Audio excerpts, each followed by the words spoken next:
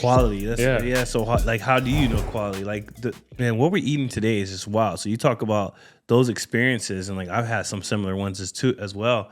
My grandma cooking like fried chicken, and like this was a recipe that I had when I was, I don't know, 5, 6 years old, and I've been trying to recreate it my whole career. Right. But like, I can't recreate everything that was involved. I can buy the flour, I can buy the salt, but the chicken was backyard organic chicken. Wow. Right. You know, and Grass-fed. like that's the recipe. That's the actual recipe, right? And so like quality ingredients is very important, and it changes over the time, like over time in general, like beef, chicken, fish, farm raised, you know, like there's different ways to raise it, right? So like, how do you see the agriculture over the last 20 years? It's just 20 years. Has it changed?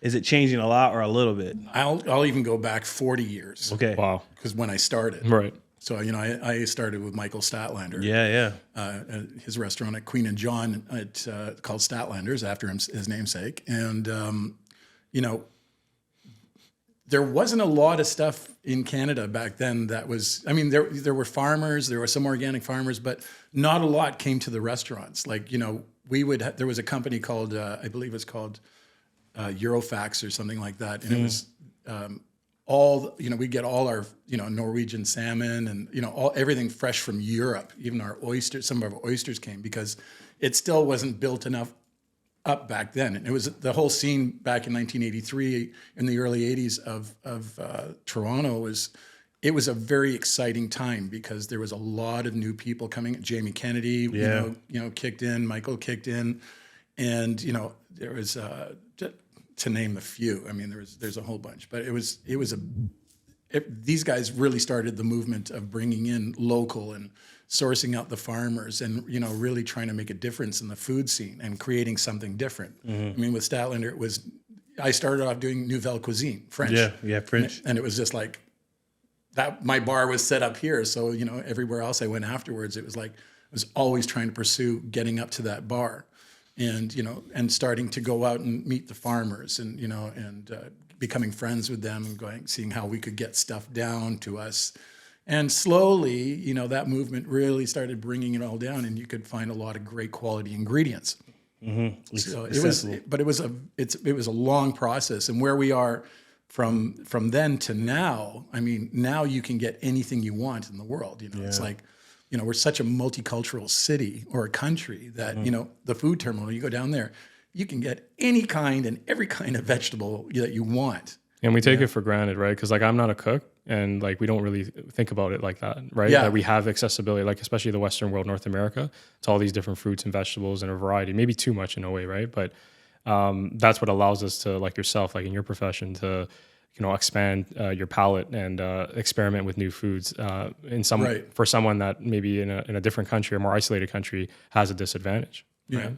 Well, I mean, you know, we've also tried to, like at my restaurant, we try to be as seasonal as possible. Right. But then sometimes, you know, for the winter months, you can only do so many root vegetables. 100%. Right? Yeah. You know, so you have to source out some great things. You know, but you know, springtime comes and white asparagus from Europe comes. Yep.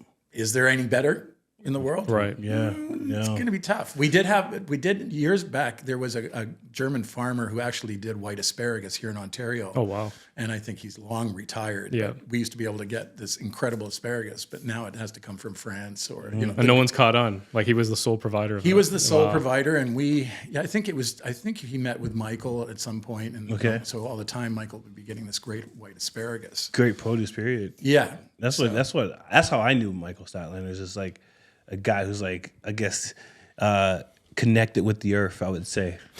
That he is. Yeah. Farm to table kind of stuff. Definitely. His farm up north. Is Literally, like, you know, yeah. That's his restaurant. That's awesome. That's where he, you know, brings people in for dinner and lunches and stuff like that. But everything's off his land. Yeah. All his chickens are grown, ducks, everything. It's Yeah. like, you know, I I think gotta at go- one time yeah. he was trying to breed sheep, but you know, I think the wolves got to the sheep. Oh, yeah. That's Unfortunately, wow. Yeah. That's unfortunate. Yeah. you know. There's some wolves out there. But for everything sure. else that you want, I mean, you know, the chickens are feeding off everything.